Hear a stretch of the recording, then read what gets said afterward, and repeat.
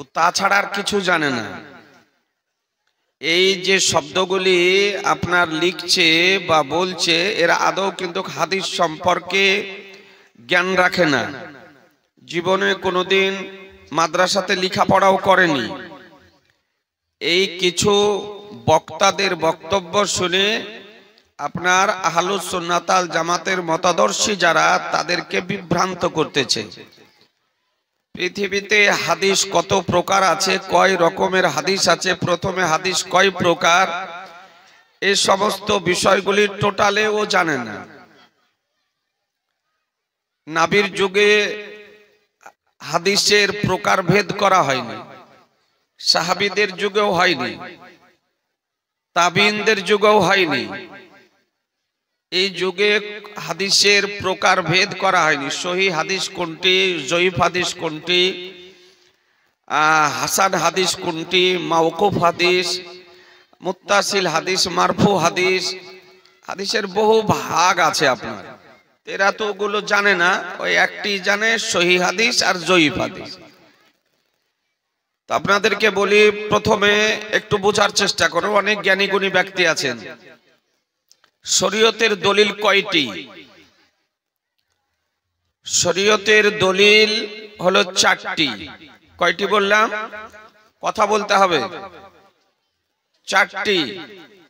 প্রথমে হলো কোরআন মাজিদ, দ্বিতীয় হলো হাদিস শরীফ, তৃতীয় হলো ইজমা, আর চতুর্থ হলো কিয়াস। এই 4টি হলো আপনার শরীয়তের দলিল। কোন বিষয়ের ফয়সালা দেওয়ার জন্য সর্বপ্রথম কোরআন মাজিদ দেখা দরকার। কোরআন মাজিদের সমস্ত জ্ঞান আছে, কিন্তু নিজের জ্ঞান মোতাবিক যদি না পাওয়া যায় তবে হাদিস শরীফ দেখুন। হাদিস শরীফেও যদি না পাওয়া যায় নিজের জ্ঞান মোতাবিক, তবে ইজমা দেখুন। ইজমাতেও যদি তার সমাধান সূত্র বেরিয়ে না আসে, তবে কিয়াস দেখুন। এই 4টি হলো শরীয়তের দলিল। প্রথম হলো মূল দলিল কোরআন শরীফ, দ্বিতীয় হলো, একটু মুখে বলেন না, দ্বিতীয় হলো হাদিস শরীফ, তৃতীয় হলো ইজমা, আর চতুর্থ হলো কিয়াস। ইজমা এবং কিয়াস কোরআন শরীফ হতেই প্রমাণিত। যদি কোনো ব্যক্তি ইজমা এবং কিয়াসকে মুতলাক ভাবে অস্বীকার যদি করে, তবে এই মুতলাক ভাবে অস্বীকার করাটি হবে কুফর। আর কুফর যদি হয় তবে ঈমান নষ্ট হয়ে যাবে। সুতরাং মুসলমান হতে গেলে ওকে শরীয়তের 4টি দলিলই আপনার মান্য করতে হবে। আচ্ছা, কোন কিতাবে আছে? ফাতাওয়ায়ে শামী, 12 খণ্ডে বিভক্ত, হানাফি মাযহাবের নির্ভরযোগ্য কিতাব। কিতাবটির রাইটার আল্লামা ইবনুল আবেদিন রাহমাতুল্লাহ আলাইহি। তিনি সেই কিতাবের মধ্যে বর্ণনা দিয়েছেন শরীয়তের দলিল 4টি: কোরআন মাজিদ, হাদিস শরীফ, ইজমা, কিয়াস। আর কোন কিতাবে আছে? দ্বিতীয় কিতাব বাদায়ুস সানায়ে, পিওর নারহারবি কিতাব। সেই কিতাবের রাইটার বর্ণনা দিয়েছেন শরীয়তের দলিল 4টি: কোরআন মাজিদ, হাদিস শরীফ, ইজমা, কিয়াস। তৃতীয় কিতাব, কিতাবটির নাম নুরুল আনোয়ার। এই কিতাবটি দারসে নিজামিয়া মাদ্রাসার দরজায়ে রাবিয়াতে আপনার পড়ানো হয়। কিতাবটির রাইটার মোগল শাসকগণের মধ্যে শ্রেষ্ঠ শাসক, যাকে ইতিহাসের পাতায় জিন্দা পীর হিসাবে আখ্যায়িত করা হয়েছে, সম্রাট আওরঙ্গজেব আলাইহি রহমা ওয়া রিদওয়ান। তারই উস্তাদে গেরামি মুল্লা জীবন রহমাতুল্লাহ আলাইহি, তিনি বর্ণনা দিয়েছেন সেই কিতাবে আদিল্লায়ে আরবা, শরীয়তের দলিল 4টি, কোরআন শরীফ, হাদিস শরীফ, ইজমা, কিয়াস। আজিজানে মোহতারাম, চতুর্থ কিতাব, কিতাবটির নাম উসুলুশ শাসি। এই কিতাবটি দারসে নিজামিয়া মাদ্রাসার 3য় ক্লাসে আপনার পড়ানো হয়। মৌলবি হতে গেলে আপনার পড়তে হয়। এসব কিতাব না পড়লে আপনার মৌলবি হয় না, আলিম হয় না। এখন যে জীবনেই কোনোদিন লেখাপড়া করেনি, তো এই সমস্ত কিতাব আপনার কি করে বুঝবে? ওর পক্ষে তো বোঝা সম্ভব নয়। সেই কিতাবের ফার্স্ট পেজে লেখা আছে উসুলুল ফিকহে আরবাতুন, উসুলে ফিকহ হলো 4টি। কিতাবুল্লাহ তাআলা, আল্লাহ তাআলার কিতাব কোরআন মাজিদ, সুন্নাত রাসূলিহি সাল্লাল্লাহু আলাইহি সাল্লাম, রাসূলুল্লাহ সাল্লাল্লাহু তাআলা আলাইহি ওয়াসাল্লামের সুন্নাত হাদিস শরীফ, 3য় ইজমা, আর 4র্থ কিয়াস। ব্রাদারান ইসলাম, একটা আপনাকে ভারতবর্ষের কিতাব বলি। কিতাবটির নাম বাহারে শরিয়াত, 20 খণ্ডে বিভক্ত। কিতাবটির রাইটার সদরুস শরিয়া মুফতি আমজাদ আলী আলাইহি রহমা রিদওয়ান। সেই কিতাবের মধ্যে তিনি বর্ণনা দিয়েছেন যে শরীয়তের দলিল 4টি, কোরআন মাজিদ, হাদিস শরীফ, ইজমা, কিয়াস। হানাফি মাযহাবের মান্যকারীগণ বলেন, আর শাফি মাযহাব মান্যকারী বলেন, আর মালিকি মাযহাব মান্যকারী বলেন, আর হাম্বলি মাযহাব মান্যকারী বলেন যে সারা পৃথিবীতে মুসলিম জাহানে যে 4টি মাযহাব মান্যকারীগণ রয়েছেন, সকলের নিকটেই হলো শরীয়তের দলিল 4টি। কয়টি বললাম? জোরে বলতে হবে, 4টি। যদি এই 4টি শরীয়তের দলিল মধ্যে কোনো একটি দলিলকে মুতলাক ভাবে যদি অস্বীকার করে, যেমন কোনো ব্যক্তি যদি বলে কিয়াসকে আমি মানি না বা ইজমাকে আমি মানি না, তবে কিন্তু সে ব্যক্তি আপনার কুফর করবে। আর কুফর যদি করে তবে তার ঈমান নষ্ট হয়ে যাবে। আজিজানে মোহতারাম, সময় খুব অল্প, মাদ্রাসার বাৎসরিক জালসা, আর আমার পরে পরে পশ্চিমবঙ্গের আলোড়ন সৃষ্টিকারী বক্তা হযরতুল আল্লাহ মাওলানা মোহাম্মদ মুআজ্জম হোসেন কালিমি সাহেব অপেক্ষা করছে স্টেজে আসার জন্য। এটা আপনারা ভালো করেই জানেন। তো এ সম্পর্কে আপনার হাদিস শরীফ আছে না নাই? আপনাকে একটা হাদিস শরীফ দেখাই, কয়েকটি বিষয় আপনার দেখাই। ব্রাদারান ইসলাম, যে আমার নবী পাক সাহেবে লাউলাক সাল্লাল্লাহু তাআলা আলাইহি ওয়াসাল্লাম এ সম্পর্কে কি বলেছেন? বেশি নয়, একটি মাত্র হাদিস শরীফ। আমার মহানবী সাল্লাল্লাহু তাআলা আলাইহি ওয়াসাল্লাম এই সম্পর্কে দেখুন কি বলতেছেন। আনাসিন মিন আহলি হিমসা মিন আসহাবি মুআয ইবনে জাবাল আন্না রাসূলুল্লাহ সাল্লাল্লাহু তাআলা আলাইহি ওয়াসাল্লাম লাম্মা আরাদা আন ইয়াবআসা মুআযান ইলাল ইয়ামান ক্বালা কাইফা তাকদি ইযা আরাদা লাকা কাদাবু ক্বালা আকদি বিকিতাবিল্লাহি ক্বালা ফা ইন লাম তাজিদ ফি কিতাবিল্লাহি ক্বালা ফা বিসুন্নতি রাসূলিল্লাহি সাল্লাল্লাহু আলাইহি ওয়াসাল্লাম ক্বালা ফা ইন লাম তাজিদ ফি সুন্নতি রাসূলিল্লাহি ওয়ালা ফি কিতাবিল্লাহি ক্বালা আজতাহিদু বিরাই ওয়ালা আলু ফাদারাবা রাসূলুল্লাহ সাল্লাল্লাহু আলাইহি ওয়াসাল্লাম সাদরাহু ফাকালা আলহামদুলিল্লাহিল্লাযী আফাকা রাসূলা রাসূলিল্লাহি সাল্লাল্লাহু আলাইহি ওয়াসাল্লাম লিমা ইয়ারদা রাসূলুল্লাহ। একবার সুবহানাল্লাহ বলেন। আজিজানে মুহতারাম, হাদিসটি কোথায় আছে? সুনানে আবু দাউদ, আরবি কিতাবুল কাদা, বাবু ইজতিহাদি রাই ফিল কাদা, হাদিস number 3592, page number 516, print Darus Salam, Riyad, Saudi আরব। হাদিসটি বিশুদ্ধ সনদ সহকারে বর্ণিত হয়েছে, সহিহ হাদিস। হাদিসের বাংলা অনুবাদটা শুনুন যে হযরত মুআজ ইবনে জাবাল রাদিয়াল্লাহু তাআলা আনহুর আপনার হিমসের কয়েকজন সাহাবী হতে বর্ণিত যে রাসূলুল্লাহ সাল্লাল্লাহু তাআলা আলাইহি ওয়াসাল্লাম যখন হযরত মুআজ রাদিয়াল্লাহু তাআলা আনহুকে ইয়ামানের দিকে প্রেরণ করলেন, আমার রাসূলুল্লাহ সাল্লাল্লাহু তাআলা আলাইহি ওয়াসাল্লাম মুআজ ইবনে জাবাল রাদিয়াল্লাহু তাআলা আনহুকে ইয়ামানের জন্য বিচারক কাজী করে আপনার প্রেরণ করলেন।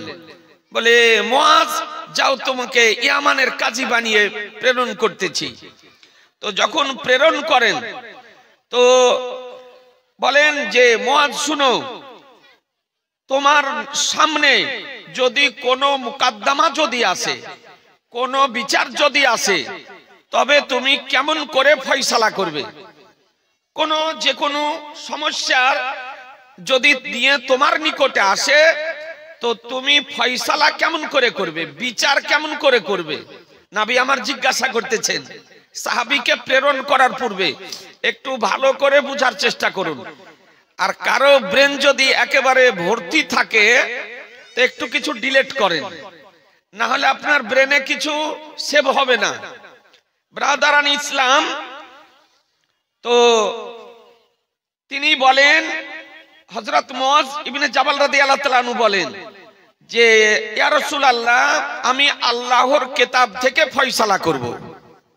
আমার নিকটে যদি কোনো সমস্যা আসে তো আমি আল্লাহর কিতাব কোরআন মাজিদ হতে ফয়সালা করব।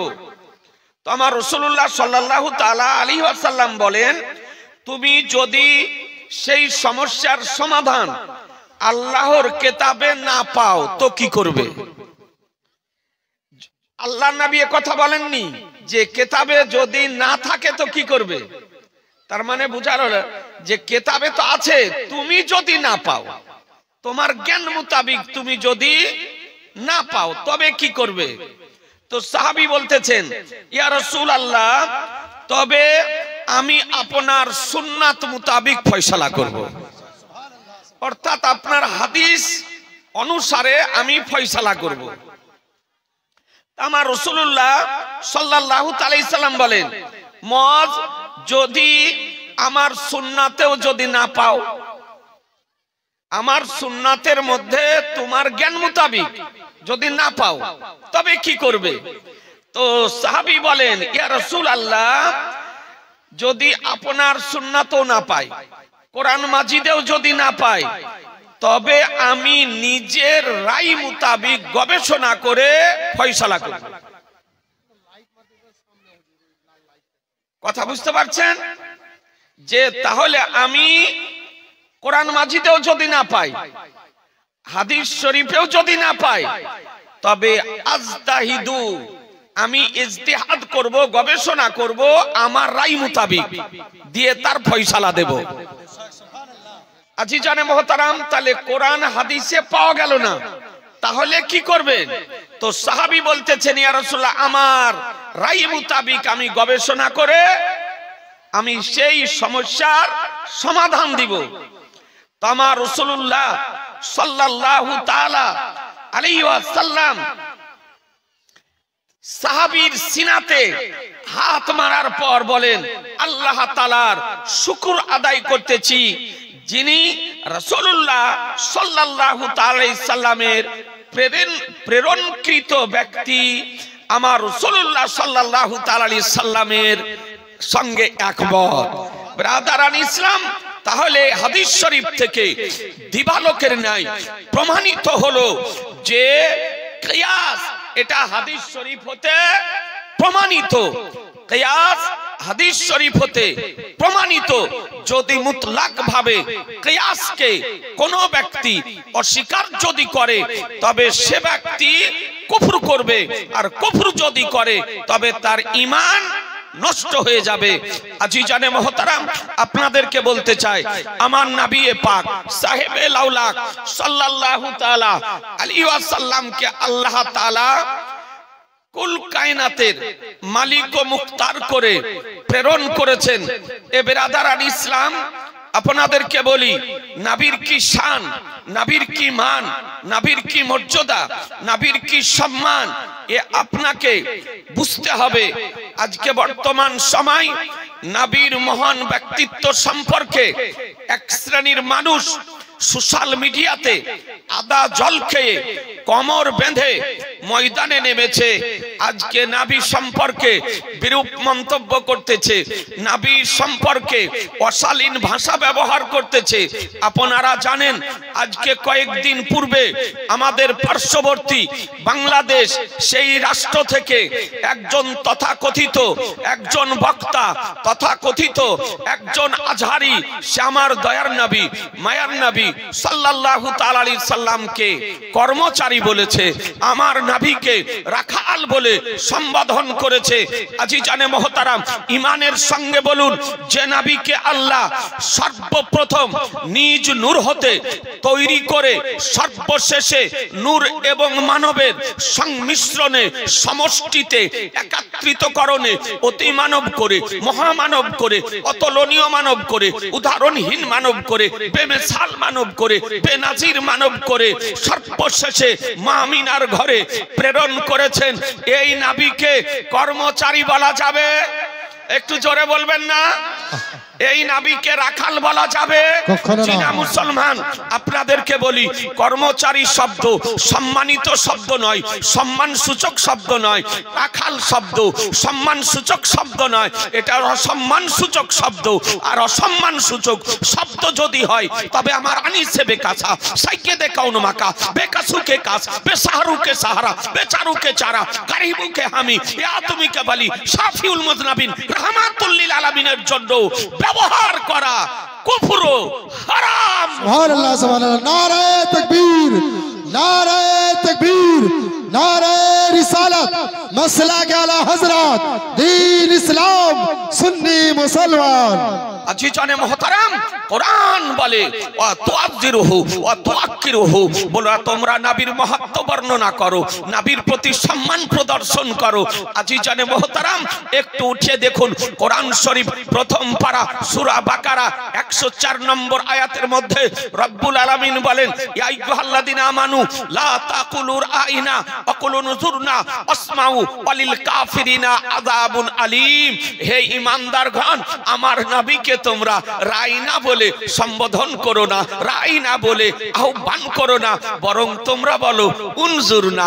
এ বেরাদার, একটু ভেবে দেখবেন, রাইনা শব্দের অর্থ যা, উনজুরনা শব্দেরও অর্থ তাই। কিন্তু মুসলমান রাইনা শব্দ আমার নবীর জন্য সাহাবায়ে কেরামগণ কখন ব্যবহার করতেন? যে আমার মহানবী সাহাবীদের উপস্থিতিতে যখন গুরুত্বপূর্ণ আলোচনা করতেন, সাহাবায়ে কেরামগণ একাগ্র চিত্তে নবীর গুরুত্বপূর্ণ আলোচনা শ্রবণ করতেন।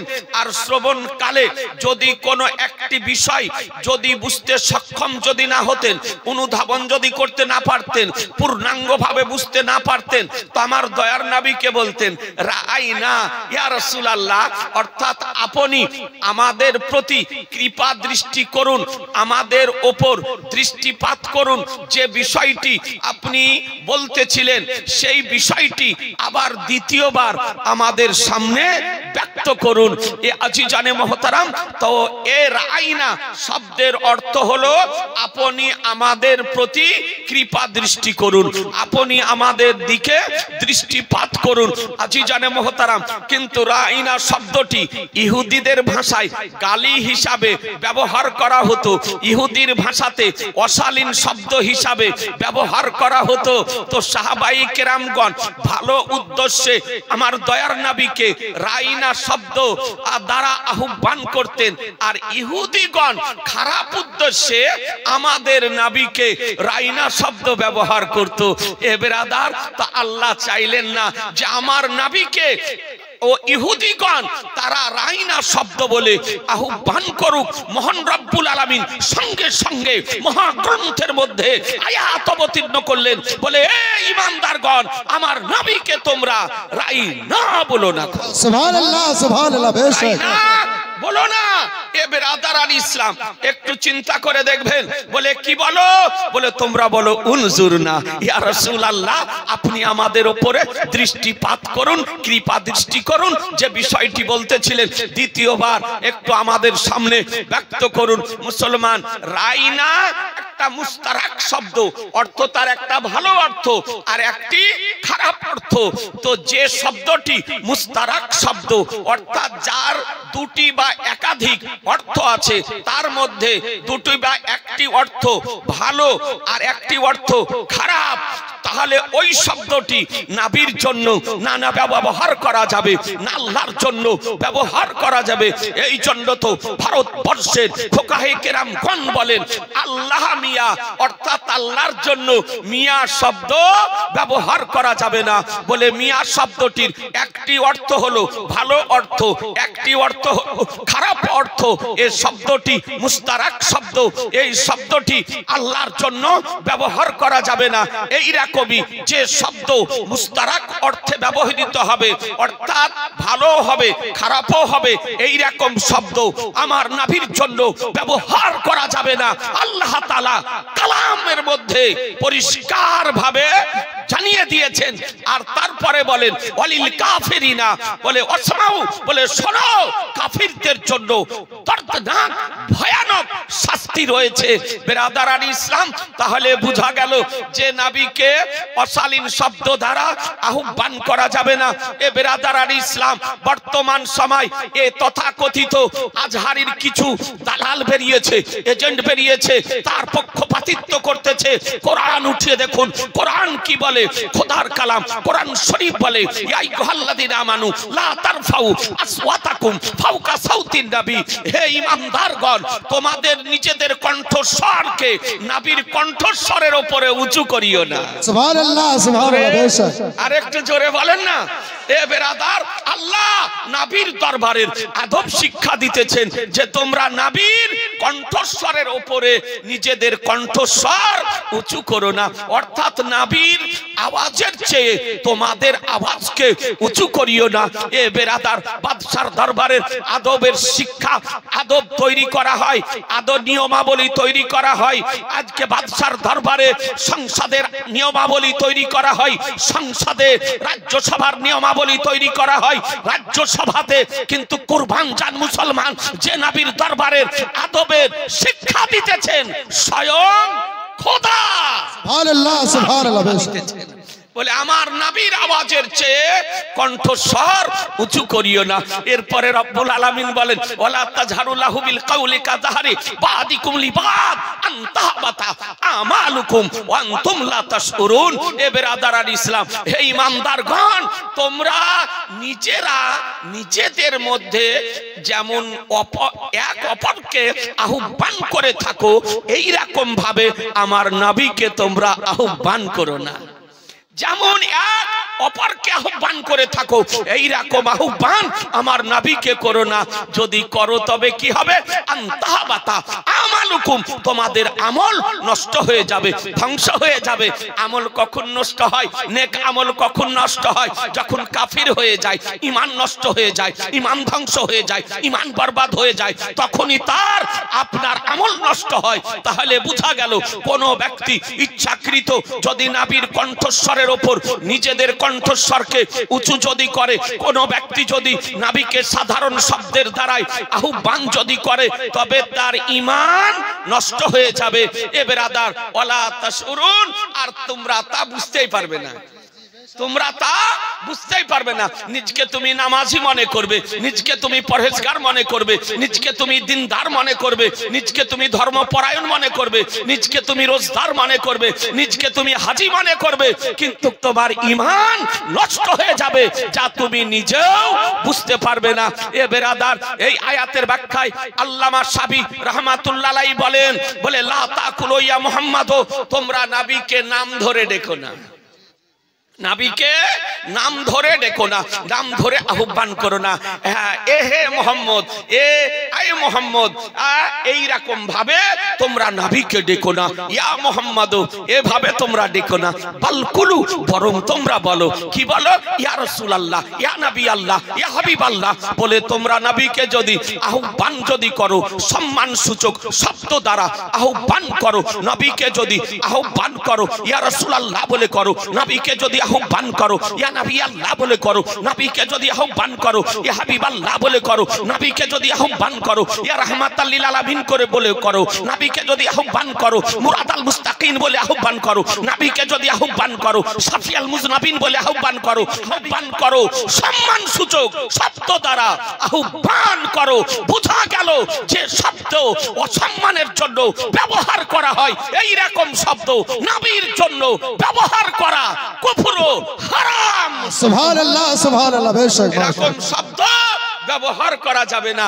এ বেরাদার, যে নবীর তাজিম করা হলো ফরজে আইন, যে নবীর তাজিম করা হলো ওয়াজিব, যে নবীর তাজিম সম্মান করা হলো লাজিম, জরুরি, আবশ্যিক।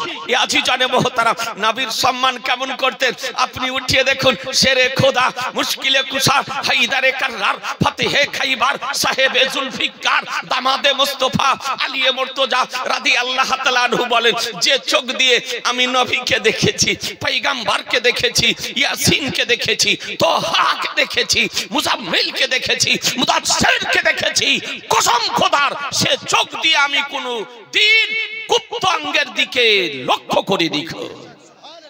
এ নবীর আদব বলে, যে চোখ দিয়ে আমি নবীকে দেখেছি এই চোখ দিয়ে গোপন অঙ্গের দিকে কোনোদিন তাকাইনি।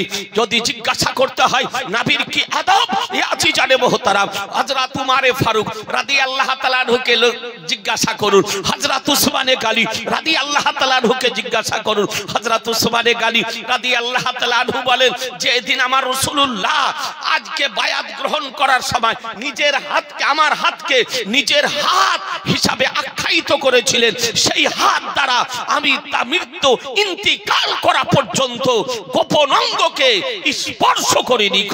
আমার নবীর সম্মান। আজিজানে মোহতারাম, আপনাদেরকে বলতে চাই, হ্যাঁ হ্যাঁ জিজ্ঞাসা যদি করতে হয় ইসলাম জগতের প্রথম খলিফা আমিরুল মুমিনিন সাইয়্যিদুনা আবু বকর সিদ্দিক রাদিয়াল্লাহু তাআলা আনহুকে জিজ্ঞাসা করুন, যে আবু বকর সিদ্দিক রাদিয়াল্লাহু তাআলা আনহু নামাজ অবস্থায় আমার রাসূলুল্লাহর তামিদ তাজিম করে সম্মান করে জগৎবাসীকে নিদর্শন রেখে গিয়েছেন। মুসলমান, নামাজ খোদার জন্য, নামাজ আল্লাহর জন্য, রুকু আল্লাহর জন্য, তাসবিহ আল্লাহর জন্য, সাজদা আল্লাহর জন্য, কিরাত আল্লাহর জন্য, কিয়াম আল্লাহর জন্য, নামাজ আল্লাহর জন্য। ওই নামাজে কারো সম্মান করা চলে না, ওই নামাজে কাউকে সালাম করা চলে না। কিন্তু মুসলমান, আজকে আপনাকে বলতে চাই, নামাজ অবস্থায় সাইয়্যিদুনা আবু বকর সিদ্দিক রাদিয়াল্লাহু তাআলা আনহু আমার নবীর সম্মান করছেন, নামাজ ভঙ্গ হয় না। কোরআন কি বলে উঠিয়ে দেখুন, ইয়া আইয়ুহাল্লাযিনা আমানুস্তাজিবু লিল্লাহি ওয়া লির-রাসূল ইজা দাআকুম, হে ঈমানদারগণ, যখন তোমাদেরকে আল্লাহ ও তার রাসূল আহ্বান করবে, ডাক দেবেন, তো তোমরা সঙ্গে সঙ্গে উত্তর দাও। একটু জোরে, একটু জোরে। কোরআন বলতেছে, নবী যদি, আল্লাহ তো আহ্বান করবেন না, নবী আহ্বান করবেন, তো নবী যদি আহ্বান করে সঙ্গে সঙ্গে উত্তর দাও। যদি কোনো কর্মে ব্যস্ত থাকো, কর্ম ত্যাগ করে দিয়ে নবীর কথার উত্তর দাও। নামাজে যদি থাকো, নবী যদি ডাক দেন, নবীর কথার উত্তর দাও। রুকুতে যদি থাকো, নবী যদি ডাক দেন, নবীর কথার উত্তর দাও। সাজদাতে যদি থাকো, নবী যদি ডাক দেন, নবীর কথার উত্তর দাও। আজকে কায়দাতে যদি থাকো, নবী যদি ডাক দেন, নবীর কথার উত্তর দাও। শরীয়তের ল বলে, শরীয়তের বিধান বলে, শরীয়তের কানুন বলে, শরীয়তের সংবিধান বলে, যে নামাজ অবস্থায় যে অবস্থাতে থাকেন, নবী যদি ডাক দেন, সঙ্গে সঙ্গে আপনি নবীর কথার উত্তর দেন, নামাজ ভঙ্গ হবে না। সুবহানাল্লাহ সুবহানাল্লাহ। ভঙ্গ হবে না, নামাজ ভঙ্গ হবে না। রুকুতে যদি ডাক দেয়, রুকু রেখে দিয়ে নবীর কথা শুনুন, নবীর সঙ্গে কথা বলুন, নবী যে কাজ বলবে সেই কাজ করুন। আর তারপরে যেখান থেকে নামাজ রেখে গিয়েছেন সেখান থেকে সে শুরু করেন। জোরে বলা যাবে না। এ বেরাদার, যাদের মগজে গোবর ভরা আছে, যারা কোরআন শরীফ পড়তে জানে না, হাদিস শরীফ পড়তে জানে না, নবীর তাজিম জানে না, নবীর সম্মান জানে না, নবীর মর্যাদা বুঝে না, নবীর ইজ্জত বুঝে না, নবীর ইক্তেদার বুঝে না, নবীর ইখতিয়ার বুঝে না, এরা নবীকে বুঝতে পারবে না। এ তো কোরআন বলতেছে নবীর ডাকে সাড়া দাও। সাজদাতে আছেন, এক সাজদা হয়েছে, এক সাজদা বাকি আছে, সঙ্গে সঙ্গে নবীর ডাকে সাড়া দিয়ে আপনি চলে গেলেন, নবীর সঙ্গে কথা বললেন, নবীর কাজ করে দিলেন। আজকে নবীর কাজ করে দিয়ে ফিরে আসার পর যেখান থেকে নামাজ ছেড়ে গিয়েছেন সেখান থেকে এসে নামাজ আরম্ভ করবেন মুসলমান। বলে নামাজ ভঙ্গ হবে না, নামাজ ভঙ্গ হবে না। এ বেরাদার, কি নবীর শান, কি নবীর মর্যাদা, এ তো কোরআন শিক্ষা দিতেছে। আপনি বলবেন, বলে মুফতি সাহেব কেবলার দিকে মুখ করে নামাজ পড়ি, কেবলার দিক থেকে ফিরে গেলাম। এ বেরাদার, নামাজে মা যদি আহ্বান করে সাড়া দেওয়া যাবে না, পিতা যদি আহ্বান করে সাড়া দেওয়া যাবে না, পীর যদি আহ্বান করে সাড়া দেওয়া যাবে না, পীরজাদা যদি আহ্বান করে সাড়া দেওয়া যাবে না, উস্তাদ যদি আহ্বান করে সাড়া দেওয়া যাবে না, উত্তর দেওয়া যাবে না। কিন্তু নবী যদি ডাক দেন আর নামাজ পড়া চলবে না, আর নামাজ পড়া চলবে না। নবীর কথার উত্তর দেন আর তাতে নামাজ ভঙ্গ হলো না। এ বেরাদার, বলে কেন? কেবলার দিক থেকে আপনার মুখ ফিরে গেল, কিন্তু গেল তো গেল কোন দিকে? মুখ হলো তো হলো কোন দিকে? যিনি কেবলারও কাবা, জোরে জোরে, একটু জোরে, যিনি কেবলারও কাবা, কাবারও কাবা হলেন আমার পয়গম্বর। এই জন্য তো আমার কালামুল ইমাম, ইমামুল কালাম, ইমাম ইশক মোহাব্বত, সরকারে আলা হযরত আসিবুল বরকত, মুজাদ্দিদে নবিল্লাহ, আকাই নিয়ামত, তারিয়াই রহমত, সিরাজুল উম্মত, মাখজানুল হিকমত, ইমাম ইশক মোহাব্বত, ইমাম আহমদ রাজা রাদিয়াল্লাহু তাআলা আনহু বলেন, হাজি आओ शहंशाह का रौजा देखो, हाजी आओ शहंशाह का रौजा देखो, काबा तो देख चुके, काबे का काबा देखो। अल्लाह सुभान अल्लाह, नारे तकबीर, नारे रिसालत, मसला आला हजरत, अज़मत मुस्तफा, अज़मत मुस्तफा, नारे तकबीर, नारे रिसालत। बोले काबा तो देख चुके, काबे का काबा देखो। ও নবী হলেন কাবারও কাবা। যে নবীর সম্মান কাবাতে করে, যে নবীর সম্মান ফেরেশতাতে করে, যে নবীর সম্মান জিবরাইল আলাইহিস সালাম করে, যে নবীর সম্মান মিকাইল আলাইহিস সালাম করে, যে নবীর সম্মান ইজরাইল আলাইহিস সালাম করেন, যে নবীর সম্মান হযরত ইসরাফিল আলাইহিস সালাম করেন। মুসলমান, যে নবীর বাড়ি ইজরাইল আলাইহিস সালাম নবীর অনুমতি ছাড়া প্রবেশ করেন না। জি, নবীর অনুমতি ছাড়া প্রবেশ করেন না।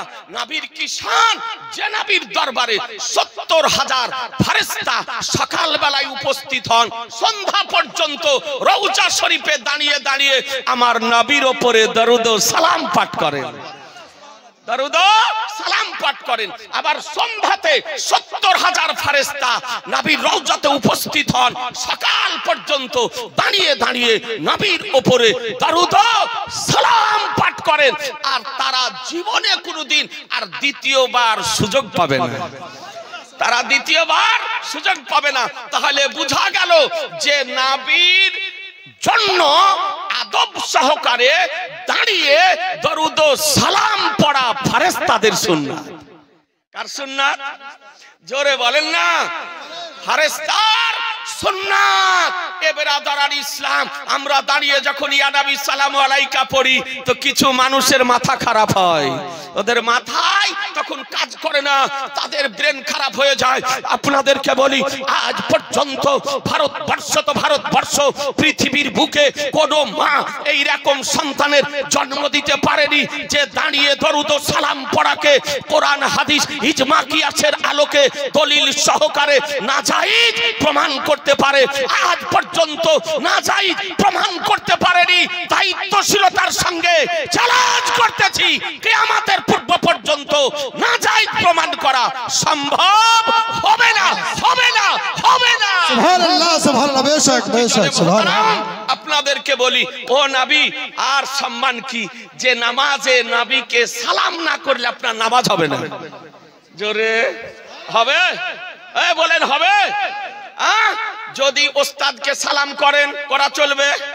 ওস্তাদের সালামের উত্তর দেওয়া যাবে, পীরকে সালাম করা চলবে, কোন আল্লাহর ওলিকে সালাম করা চলবে, শিক্ষককে সালাম করা যাবে, বাপ মাকে সালাম করা যাবে? বলে না, নামাজ অবস্থায় কাউকে না সালাম করা যাবে, না সালামের উত্তর দেওয়া চলবে। কিন্তু নবী কার নাম, পয়গম্বর কার নাম, রাসূল কার নাম, যে পয়গম্বরকে সালাম না করলে আপনার নামাজ পূর্ণ হবে না। নবীকে সালাম করেন না, করেন না? জোরে বলেন না। আত্তাহিয়াতু লিল্লাহি আসসালাতু আত-তাইয়্যিবাতু আসসালামু আলাইকা আইয়ুহান নবী ওয়া রাহমাতুল্লাহি ওয়া বারাকাতুহু। এ বেরাদারান ইসলাম, হে নবী, আপনার প্রতি সালাম বর্ষিত হোক, আপনার প্রতি সালাম বর্ষিত হোক। আসসালামু আলাইকা আইয়ুহান নবী, এরই অনুবাদ হচ্ছে ইয়া নবী সালাম আলাইকা। এরা খুঁজে পায় না, জি এরা খুঁজে পায় না, কিতাব দেখতে জানে না। যা ইয়া আইয়ুহার রাসূলের যে অর্থ, ইয়া রাসূলেরও সেই অর্থ আপনার। আরবি ব্যাকরণও পড়তে জানে না। আমি বলবো প্রশ্ন করার আগে আরবি ব্যাকরণের বই শারহ জামি একবার পড়ে দেখো। যে ইয়া আইয়ুহার রাসূলের যে অর্থ, ইয়া রাসূলেরও সেই অর্থ। ইয়া রাসূল অর্থাৎ ইয়া আইয়ুহার রাসূল, হে পুরুষ, হে মানব। আপনাদেরকে বলতে চাই আসসালামু আলাইকা আইয়ুহান নবী, এর অনুবাদ হলো, একটা 10 টাকার নামাজ শিক্ষা উঠিয়ে গিয়ে দেখুন, ও তো অনুবাদ লেখা আছে, হে নবী আপনার প্রতি সালাম বর্ষিত হোক। আর ইয়া নবী সালামু আলাইকা, এর অর্থ কি? হে নবী আপনার প্রতি সালাম বর্ষিত হোক। তাহলে বোঝা গেল আসসালামু আলাইকা আইয়ুহান নবী পড়া জায়েজ যদি হয়, তাহলে ইয়া নবী সালামু আলাইকা পড়া জায়েজ। আর আসসালামু আলাইকা আইয়ুহান নবী পড়া না জায়েজ যদি হয়, তাহলে ইয়া নবী সালামু আলাইকা পড়া না জায়েজ হবে। আর কেউ যদি বলে আসসালামু আলাইকা আইয়ুহান নবী পড়া না জায়েজ, ওকে বাড়িতে রাখবেন না রাঁচি পাঠাবেন? জোরে বলছেন না, একটু জোরে বলেন। মসজিদে রাখবেন না রাঁচি পাঠাবেন? ওকে রাঁচি পাঠার ব্যবস্থা করবেন। এ বেরাদারান ইসলাম, আপনাদেরকে বলতে চাই, বলে হ্যাঁ হ্যাঁ, বলে মুমিনের বাড়ি যদি প্রবেশ করো, আর মুমিনের বাড়িতে কেউ যদি না থাকে, তাহলে নবীকে সালাম করে প্রবেশ করো, আসসালামু আলাইকা আইয়ুহান নবী। বলে কেন? বলে প্রতিটি মুমিনের ঘরে ঘরে আমার রাসূলুল্লাহর রূহ আপনার হাজির থাকে। সুবহানাল্লাহ, সুবহানাল্লাহ, বেশক হাজির থাকে। শরীয়তের বিধান বলে, বলে মসজিদে যদি প্রবেশ করো, মসজিদে যদি কেউ যদি না থাকে, প্রথমে যদি প্রবেশ করো, প্রথমে দোয়া পড়ো, আর প্রথমে নবীর উপরে দরুদ শরীফ পড়ো, তারপরে মসজিদ প্রবেশের দোয়া পড়ো, আর তারপরে মসজিদে গিয়ে আমার নবীকে সালাম পেশ করো, আসসালামু আলাইকা আইয়ুহান নবী। বুঝা গেল এ বেরাদারান ইসলাম, আমার নবীকে আল্লাহ হাজির ও নাজির করে প্রেরণ করেছেন। এটাই হলো আহলুস সুন্নাত আল জামাতের চূড়ান্ত সিদ্ধান্ত। মুসলমান সুবহানাল্লাহ, সুবহানাল্লাহ, বেশক বলে ইয়া আইয়ুহান নবী ইন্নারসালনাকা শাহিদা, নিশ্চয় আমি গায়বের সংবাদদাতা পয়গম্বরকে আমি প্রত্যক্ষদর্শী করে হাজির ও নাজির করে প্রেরণ করেছি। কথা বুঝে নিলেন? এ বেরাদারান ইসলাম, আপনাদেরকে বলতে চাই, এই নবী পাক সাহেবে লাউলাক সাল্লাল্লাহু তাআলা আলাইহি ওয়াসাল্লামের সম্মান কেমন করে করতেন আমার আলী মুর্তজা শেরে খোদা আপনাদেরকে একটি মাত্র হাদিসে কারিমা দেখায়, বেশি নয়। এ বেরাদার, সময় আপন গতিতে চলছে। আজকে নবী সম্পর্কে অশালীন মন্তব্য করা হচ্ছে।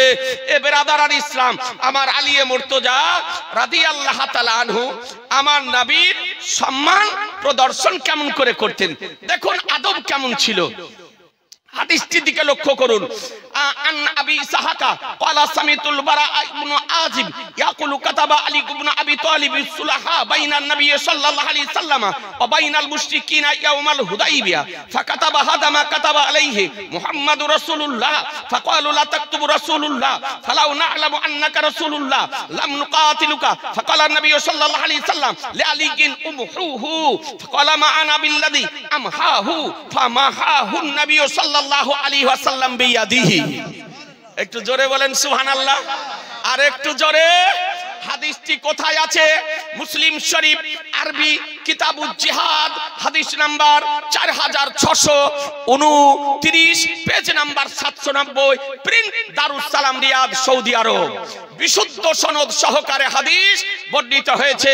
এ বেরাদার, মুসলিম শরীফের হাদিস। বারা ইবনে আজিব রাদিয়াল্লাহু তাআলা আনহু বর্ণনা করেন, হুদাইবিয়ার দিন আলী ইবনে আবি তালিব রাদিয়াল্লাহু তাআলা আনহু নবী করিম সাল্লাল্লাহু আলাইহি সাল্লাম এবং মুশরিকদের মধ্যে যে সন্ধি চুক্তি হয়েছিল, আপনার সন্ধি চুক্তিপত্র যে লেখা হতেছিল তা লিখেছিলেন আলী মুর্তজা রাদিয়াল্লাহু তাআলা আনহু।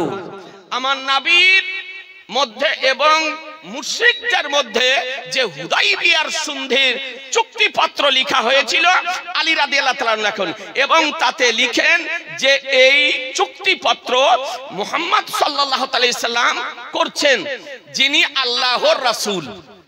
এই চুক্তিপত্র অঙ্গীকার করছেন আল্লাহ নবী সাল্লাল্লাহু আলাইহি সাল্লাম, যিনি আল্লাহর রাসূল। কুরাইশগণ প্রশ্ন করলো যে তিনি আল্লাহর রাসূল, এটা লেখা যাবে না। তিনি আল্লাহর রাসূল, এটা এই চুক্তিপত্রে লেখা যাবে না। কি লিখতে হবে? মুহাম্মদ ইবনে আব্দুল্লাহ, অর্থাৎ আব্দুল্লাহর পুত্র হচ্ছে মুহাম্মদ, মুহাম্মাদুর রাসূলুল্লাহ, অর্থাৎ মুহাম্মদ সাল্লাল্লাহু আলাইহি সাল্লাম আল্লাহর রাসূল, এটা লেখা যাবে না। বলে কেন লেখা যাবে না? বলে যদি আমরা স্বীকার করে নিতাম যে তিনি আল্লাহর রাসূল, তবে আমরা তোমাদের সঙ্গে যুদ্ধ করতাম না, সুতরাং এটা লেখা যাবে না। তো নবী সাল্লাল্লাহু তাআলা আলাইহি ওয়াসাল্লাম আলীকে বললেন, হুকুম দিলেন, আলী ইহাকে মিটিয়ে দাও, অর্থাৎ মুহাম্মাদুর রাসূলুল্লাহ লিখেছো, এটাকে মিটিয়ে দাও, এটাকে মিটিয়ে দাও, কেটে দাও। আলী রাদিয়াল্লাহু তাআলা কি বলতেছেন? তিনি আলী মুর্তজা রাদিয়াল্লাহু তাআলা আবেদন করেন, ইয়া রাসূলুল্লাহ, আমি ইহা মিটাতে পারবো না, এটা আমার পক্ষে মিটানো সম্ভব নয় যে আমি মুহাম্মাদুর রাসূলুল্লাহ লিখেছি, এই মুহাম্মাদুর রাসূলুল্লাহকে আমি কাটাতে পারবো না, আমার পক্ষে মিটানো সম্ভবপর নয়। আজিজানে মুহতারাম, চিন্তা করে দেখুন নবীর আদব কেমন ছিল, নবীর তাজিম কেমন ছিল, নবীর মহব্বত কেমন ছিল, যে আলী মুর্তজা নবীর নির্দেশের পরও নিজ হাতে মুহাম্মাদুর রাসূলুল্লাহকে মিটাতে রাজি হলেন না। তো আমার রাসূলুল্লাহ সাল্লাল্লাহু আলাইহি সাল্লাম নিজ হাতে কলম নিয়ে মুহাম্মাদুর রাসূলুল্লাহটা কাটিয়ে দিলেন। কি করলেন? নবী আমার নিজেই কাটিয়ে দিলেন। এ ব্রাদারান ইসলাম, আলা তাহলে একটি বিষয় হাদিস থেকে আপনি অনুধাবন করতে পারলেন যে আলী মুর্তজার আদব কেমন ছিল, যে মুহাম্মাদুর রাসূলুল্লাহ লিখার পর আর কাটানো সম্ভব নয়। আর কিছু মুল্লা বেরিয়েছে, কিছু চার পাতা পড়া বেরিয়েছে, কিছু অনভিজ্ঞ বেরিয়েছে, কিছু আপনার আজকে এই রকম জ্ঞান পাপী বেরিয়েছে, যারা মসজিদের আজকে দরজাতে লা ইলাহা ইল্লাল্লাহ মুহাম্মাদুর রাসূলুল্লাহ লেখা থাকলে ওটাকে শিরক বলে আখ্যায়িত করে নবীর নামকে কাটাতেছে। আপনাদেরকে বলি, এ বেরাদারান ইসলাম, লা ইলাহা ইল্লাল্লাহ মুহাম্মাদুর রাসূলুল্লাহ লেখা জায়েজ, মসজিদের দরজাতে লেখা যায়, মসজিদের গেটে লেখা যায়, মিহরাবের উপরে লেখা যায়, মসজিদের হলে লেখা যায়। আজকে তারা বলতেছে লেখা চলবে না। আমি তাদেরকে বলবো, সৌদি চলে যাও, যে কোনো কথাতে সৌদির বাহানা করো।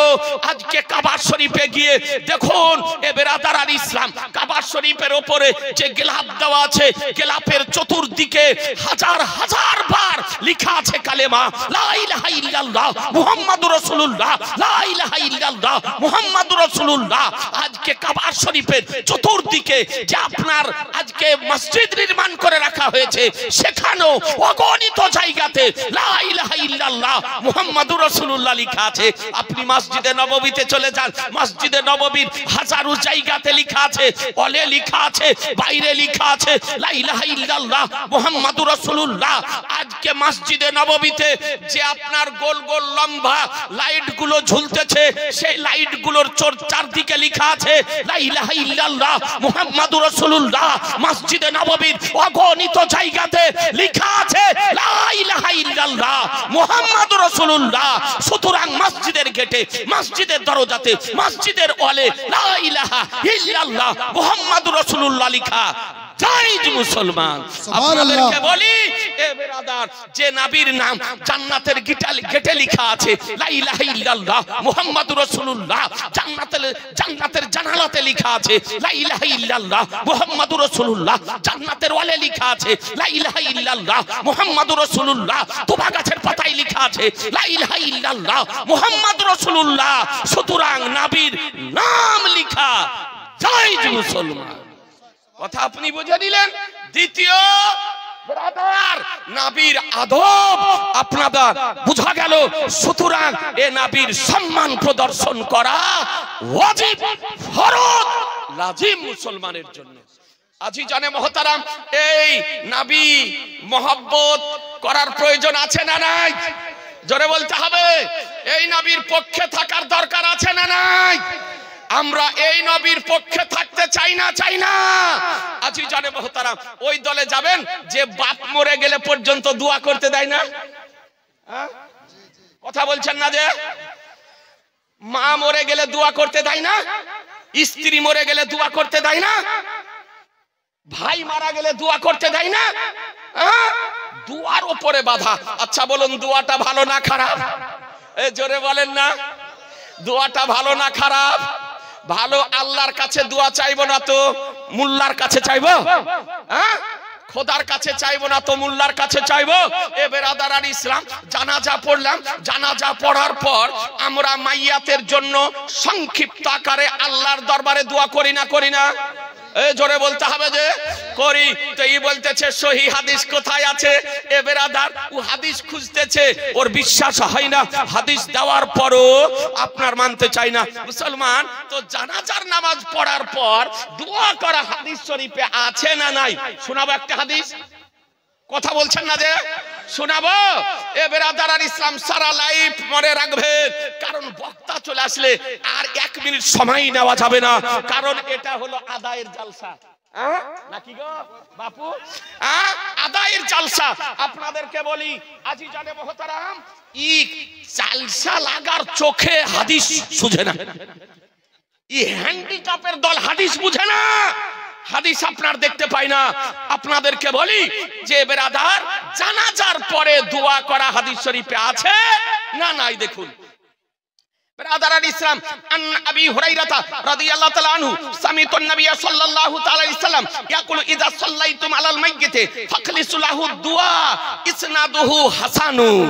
ভালো করে শুনেন, এই হাদিসের মান হলো হাসান। এই হাদিসের মান হলো হাসান। হাদিসটি কোথায় আছে? আবু দাউদ শরীফ, লেবানন বাইরুতের প্রিন্ট, পেজ নাম্বার 699, হাদিস নাম্বার 3199। আবু দাউদ শরীফ, ভারতের প্রিন্ট, 456 পৃষ্ঠা। ইবনে মাজাহ শরীফ, লেবানন বাইরুতের প্রিন্ট, পেজ নাম্বার 294, হাদিস নাম্বার 1497। ইসনাদুহু হাসানুন, এই হাদিসের সনদ হলো হাসান। এ আজিজানে মুহতারাম, ইবনে মাজাহ শরীফ, ভারতের প্রিন্ট, 109 পৃষ্ঠা। মিশকাত শরীফ, ভারতের প্রিন্ট, 146 পৃষ্ঠা। এতে হাদিস শরীফটি বর্ণিত হয়েছে। আবু হুরায়রা রাদিয়াল্লাহু তাআলা বর্ণিত, তিনি বলেন যে আমি নবী সাল্লাল্লাহু তাআলা আলাইহি সাল্লামকে বলতে শুনেছি যে তোমরা যখন মাইয়াতের জানাজার নামাজ পড়ে নিবে তো নিষ্ঠার সঙ্গে তার জন্য দোয়া করো, নিষ্ঠার সঙ্গে ইখলাস সহকারে তার জন্য দোয়া করো। বুঝা গেল হাসান পর্যায়ের হাদিস শরীফ থেকে জানাজার নামাজ পড়ার পর মাইয়াতের জন্য দোয়া করা হাদিস শরীফ থেকে দিবালোকের ন্যায় প্রমাণিত। মুসলমান, মাইয়াতের জন্য দোয়া করা বেদাত নয়, নাজায়েজ নয়, ওই ইসলামিক নয়, শরীয়ত বিরোধী নয়, বরং নবীর সুন্নাত, সাহাবীদের সুন্নাত। আল্লাহ সুবহানাহু। কথা বুঝতে পারলেন আপনি? এ বেরাদার আর ইসলাম, তাহলে এরপরে যদি আপনার জানাজার পরে দোয়া করতে সংক্ষিপ্ত আকারে মাইয়াতের জন্য কেউ যদি বারণ যদি করে, তার বারণ শুনবেন? জোরে বলেন। নিষেধ যদি করে শুনবেন? এ বেরাদার আপনাদেরকে বলি, তাহলে আপনি হাদিস শরীফ ব্রেনে সেভ রাখুন। এবার দ্বিতীয় বিষয় হলো যে আমরা মাটি দেওয়ার পরও দোয়া করি, করেন না? কথা বলছেন না? আর একটু জোরে বলতে হবে, আর একটু জোরে। দোয়া আমরা করি মাইয়াতের জন্য, আল্লাহর দরবারে দোয়া করি, এ হাদিসও বলে খুঁজে পাই না। তাই একটা হাদিস আপনাকে শুনিয়ে দিই আজিজানে মোহতারাম। আমার দয়ার নবী কি বলেন? আন উসমান ইবনে আফফান রাদিয়াল্লাহু তাআলা আনহু ক্বালা কানা নবী সাল্লাল্লাহু আলাইহি সাল্লাম ইদা ফারাগা মিন দাফানিল মাইয়্যিতি ওয়াকাফা আলাইহি ক্বালা ইস্তাগফিরু লিআখিকুম আসআলু লাহু বিতাসবিত ফাইন্নাহু আলআনা ইউসআলু। সুবহানাল্লাহ, জোরে আরেকটু জোরে। ইসনাদুহু হাসানুন, এই হাদিসের মান হলো হাসান। এই হাদিসের মান হলো হাসান পর্যায়ের হাদিস। হাদিসটি কোথায় আছে? আবু দাউদ শরীফ লেবানন বাইরুতের প্রিন্ট, পেজ নাম্বার 702, হাদিস নাম্বার 3221। আবু দাউদ শরীফ ভারতের প্রিন্ট, দ্বিতীয় খণ্ড 459 পৃষ্ঠা। বাইহাকি শরীফ চতুর্থ খণ্ড 56 পৃষ্ঠা। জামিউস সাগীর লিসুয়ুতি দ্বিতীয় খণ্ড 419 পৃষ্ঠা। সুবহানাল্লাহ, এ সুবহানাল্লাহ, নারায়ে তাকবীর, নারায়ে তাকবীর, নারায়ে রিসালাত। তাকে প্রশ্ন করা হবে, এখনই তাকে প্রশ্ন করা হবে। মাইয়াতকে দাফন করার পর আপনি চলে আসলেন, আর তার কবরে মুনকার ও নাকির আসার পর আপনার প্রশ্ন করবে। তো আমার দয়ার নবী বলেন, তোমার ভাইয়ের জন্য ইস্তিগফার করো, ক্ষমা প্রার্থনা করো, তার জন্য সাবিতি কদম থাকার জন্য দোয়া করো, কেননা এখনই তাকে প্রশ্ন করা হবে। তাহলে বোঝা গেল হাসান পর্যায়ের হাদিস থেকে দিবালোকের ন্যায় প্রমাণিত হলো জানাজার নামাজের পরও দোয়া করা জায়েজ, আর মাটি দেওয়ার পরও দোয়া করা জায়েজ। মুসলমান নবীর নির্দেশ, কথা বুঝে নিলেন? আজিজানে মোহতারাম, আর একটা আপনাকে হাদিস দেখিয়ে দিই। এদের জ্বলন কত রকমের গো, কত রকমের মলম যে লাগাতে হবে ঠিক নাই। কোরআন শরীফের আয়াত একটা পড়ে আমরা মাটি দিই, দেন না? এই মাটি দেওয়ার সময় কি পড়েন? মিনহা খালাকনাকুম ওয়া ফিহা নুঈদুকুম ওয়া মিনহা নুখরিজুকুম তারাতান উখরা। এটা কোরআন শরীফের আয়াত। এমনও পাগল দুনিয়াতে আছে যে খোদার কালাম কোরআন শরীফ পড়াকে বেদাত হারাম বলে, না জায়েজ বলে। এদের ব্রেনের তার কেটে গিয়েছে, জি এদের তার কেটে গিয়েছে, এদের আপনার মস্তিষ্কের বিকৃতি ঘটেছে। এদেরকে অতি সত্বর রাঁচি পাঠিয়ে চিকিৎসা করা দরকার। কি লিখতেছে হাদিস শরীফ দেখুন। এ বেরাদারান ইসলাম, আপনাকে হাদিস শরীফ দেখায়। আন্না আবি উমামাতা ক্বালা লাম্মা উদিআত উম্মু কুলসুম বিনতে রাসূলিল্লাহ সাল্লাল্লাহু আলাইহি সাল্লাম ফিল কবরি ক্বালা রাসূলুল্লাহ সাল্লাল্লাহু আলাইহি সাল্লাম মিনহা খালাকনাকুম ওয়া ফিহা নুঈদুকুম ওয়া মিনহা নুখরিজুকুম তারাতান উখরা। সুবহানাল্লাহ, জোরে বলেন না। এ বেরাদারান ইসলাম, হাদিসটি কোথায় আছে? as-সুনানুল কুবরা লিল বাইহাকি তৃতীয় খণ্ড, পেজ নাম্বার 574, হাদিস নাম্বার 6726। মুসনাদে আহমদ দ্বাদশ খণ্ড, পেজ নাম্বার 443, হাদিস নাম্বার 22087। ইসনাদুহু হাসানুন, হাদিসের মান হলো হাসান। হাদিসের মান হলো হাসান। মাজমাউজ জাওয়াইদ প্রথম খণ্ড 645 পৃষ্ঠা আপনার, আর 646 পৃষ্ঠা, হাদিস নাম্বার 4239। এই রকম বেয়াদবদের অত্যাচারে সব লেবানন বাইরুতের প্রিন্ট আপনার হাদিসে নিয়েছি। যদি দেখবো মনে করেন ফেব্রুয়ারি মাসের 24-25 তারিখ ওই ভগবানগোলা নসিপুর মাদ্রাসা যায়েন, সব হাদিসগুলি আপনি দেখতে পাবেন। সব লেবানন বাইরুতের প্রিন্ট আপনার নিয়ে এসেছি মাদ্রাসার লাইব্রেরিতে। আর এই কানার দর বলছে কোনো হাদিসই নাই, এই কানা বলে হাদিসই খুঁজে পাই না। দেখুন আবু উমামা রাদিয়াল্লাহু তাআলা হতে বর্ণিত, তিনি বলেন যখন আমার রাসূলুল্লাহর কন্যা উম্মে কুলসুমকে কবরে রাখা হলো, তো আমার রাসূলুল্লাহ সাল্লাল্লাহু আলাইহি সাল্লাম বললেন মিনহা খালাকনাকুম ওয়া ফিহা নুঈদুকুম ওয়া মিনহা নুখরিজুকুম তারাতান উখরা। সুতরাং বোঝা গেল যে নবীর আর সুন্নাত হলো মাটি দেওয়ার সময় আজকে এই আয়াতটি পাঠ করে মাটি দেওয়া জায়েজ, মুস্তাহাব। মুসলমান আমরা ফরজ বলি না, ওয়াজিব বলি না, জরুরি বলি না, আমরা বলি এই দোয়াটি পাঠ করে মাটি দেওয়া মুস্তাহাব।